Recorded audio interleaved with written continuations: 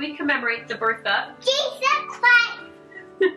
2 millennia ago, we offer our testimony of the reality of his matchless life and infinite virtue of his great atoning sacrifice. None other has had so profound an influence upon all who have lived and will yet live upon the earth. He was the great Jehovah of the Old Testament, the Messiah of the New. Under the direction of his Father, he was the creator of the earth, and all things were made by him, and without him was not anything made that was made. Though sinless, he was baptized to fulfill all righteousness. He went about doing good, yet he was despised for it. The gospel is a message of peace in the world. He treated all to follow his example. He walked the roads of Palestine, healing the sick and causing the blind to see and raising the dead. He taught the truths of eternity, the reality of our premortal existence, the purpose of our life on earth, and the potential for the sons and daughters of God in the life to come. He instituted the sacrament as a reminder of his great atoning sacrifice. He was arrested and condemned on spurious charges, convicted to satisfy a mob, and sentenced to die on Calvary's cross. He gave his life to atone for the sins of all mankind. His was a great vicarious gift in behalf of all who would ever live upon the earth. We solemnly testify has left, which is central to all human history. Neither began in Bethlehem nor concluded on Calvary. He is the firstborn of the Father, the only begotten Son in the flesh, the Redeemer of the world. He rose from the grave to become the first fruits of them that slept. As risen Lord, he visited among those he had loved in life.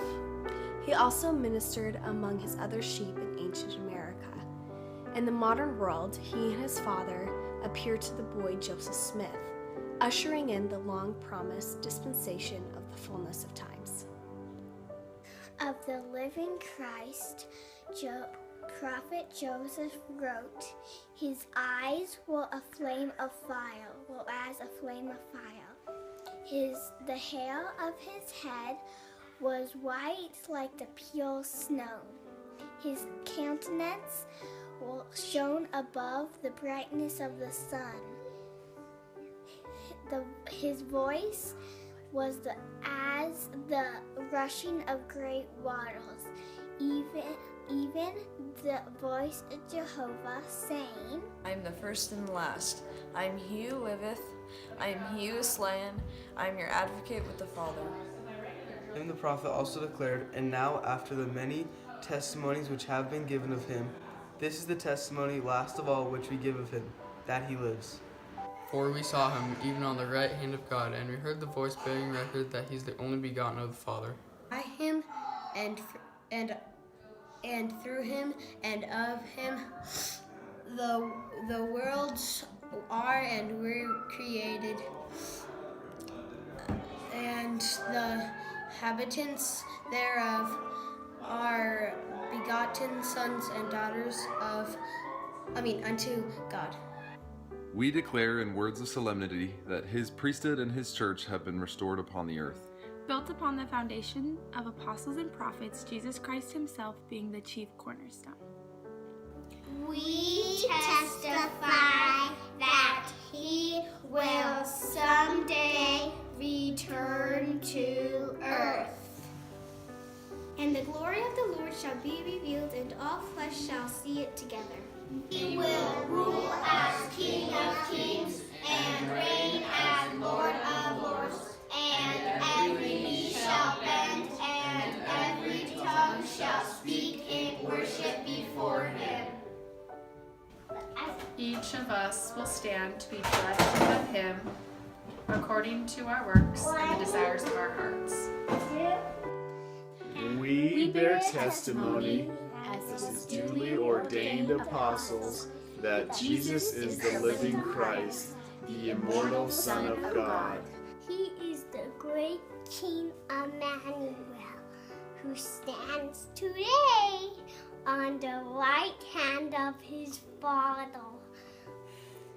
He is the life and the hope of the world. His way is the path that leads to happiness in this life and eternal life in the world to come. God be thankful for the matchless gift of his divine Son.